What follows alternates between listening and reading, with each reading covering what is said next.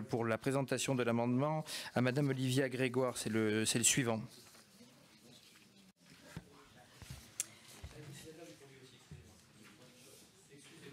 Elle est co-signataire du premier, c'est qu'il y a une erreur sur mon document, donc je vais laisser la parole à Olivia Grégoire. Merci beaucoup, Monsieur le Président et Monsieur le rapporteur. L'article 11, comme on vient de l'expliquer, met en place le PFU avec pour objectif de simplifier notre fiscalité du capital, de la rendre plus lisible pour les Français. C'est sur ce principe que sont donc supprimés certains dispositifs, certains abattements qui, avec l'allègement global de la fiscalité, ne sont plus pertinents. L'abattement applicable aux plus-values réalisées par des dirigeants de PME lors de leur départ en retraite reste cependant un cas particulier. Son extinction était prévue fin 2017, ce qui aurait représenté pour ceux sur le point d'en bénéficier un coût brutal porté à leurs projections financières. La majorité fait donc le choix de prolonger le dispositif jusqu'au 31 décembre 2022. Cet amendement propose néanmoins pour la période allant de 2018 à 2022 un aménagement des conditions de sollicitation de cet abattement.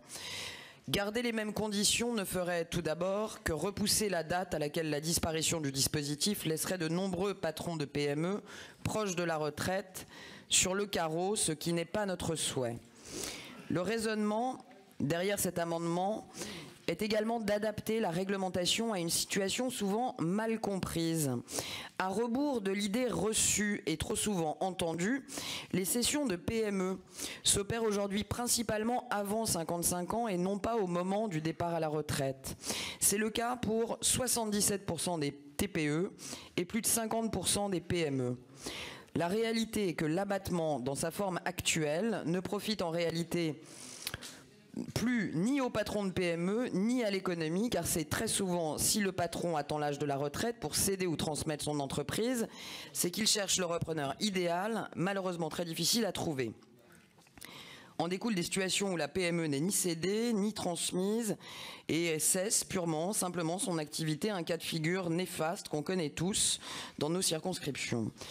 Cet amendement propose assez simplement de passer d'un abattement pouvant être sollicité uniquement au moment du départ à la retraite à un abattement utilisable une fois dans la vie, à n'importe quel moment.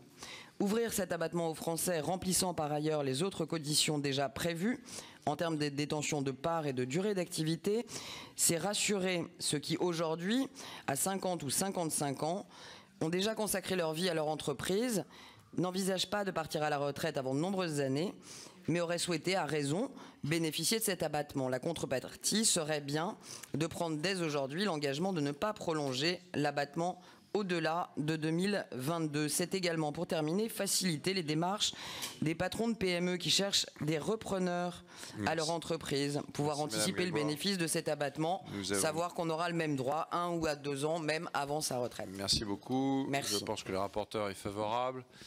Qui est favorable à ces deux amendements identiques? Oui. Non, ils ne sont pas identiques. Alors attendez, ils ne sont pas identiques. Donc on prend le premier, donc celui, le 658. Il tombe le 658, non? Pardon. Attendez, pardon, excusez-moi, il y a une demande de précision de M. Mattei. Alors, M. Mattei. Oui, si j'ai bien compris dans votre amendement, qui me semble assez pertinent, il n'y a plus de conditions de départ à la retraite. Il faut simplement, c'est un joker qu'on va utiliser au cours de sa vie, une fois dans sa vie. Une fois dans la vie. C'est tout à fait ça, M. Mattei. Une fois dans la vie. Une vie. Juste pour préciser, l'objectif de la mesure, au-delà de tout ce qu'a dit Olivia, est de faciliter la consolidation de nos PME. Trop souvent aujourd'hui, on attend d'avoir l'âge de la retraite pour vraiment céder son entreprise. C'est essentiel que cette mobilité, que cette consolidation se fasse. Donc effectivement, on ne lie plus l'abattement à l'âge et au départ à la retraite. Et donc nous sommes favorables à l'amendement 658, dont la rédaction est exactement conforme à notre objectif. Alors, qui est favorable au 658? Qui est défavorable? Et ça fait tomber le 567? Oui, je pense. Hein, d'accord. Très bien. 289, Monsieur Le Fur. Oui, alors là, il s'agit du plan épargne logement.